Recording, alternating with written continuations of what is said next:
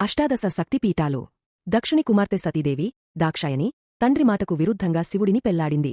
పిలవకుండా దక్షుడు చేస్తున్న యాగానికి వెళ్లి అవమానానికి గురయ్యింది. ముఖ్యంగా శివనింద సహించలేక ఆమె యోగాగ్నిలో భస్మమైంది. సతీ వియోగదుఃఖం తీరని శివుడు జగద్రక్షణాకార్యాన్ని మానివేశాడు. దేవతల ప్రార్థనలు మన్నించి విష్ణువు సుదర్శన చక్రంతో ఆ దేహాన్ని ఖండాలుగా చేసి శివుడిని కర్తవ్యోన్ముఖుడిని చేశాడు. సతీదేవి శరీరభాగాలు పడిన స్థలాలు శక్తిపీఠాలుగా భక్తులకు ఆరాధనా స్థలాలు అయినాయి. ప్రతి శక్తిపీఠంలోనూ దాక్షాయణీ మాత భైరవుని తోడుగా దర్శనమిస్తుంది. వాటిలో 18 ప్రధానమైన శక్తిపీఠాలను అష్టాదశ శక్తిపీఠాలు అంటారు.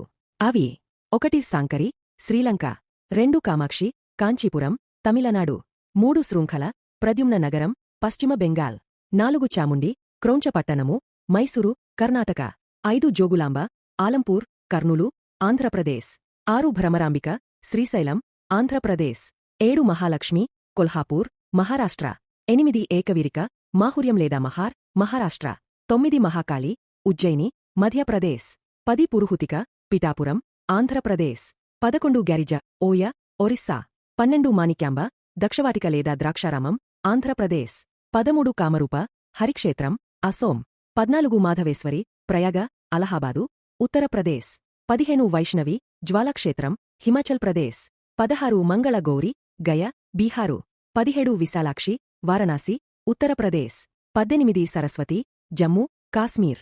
Please subscribe and support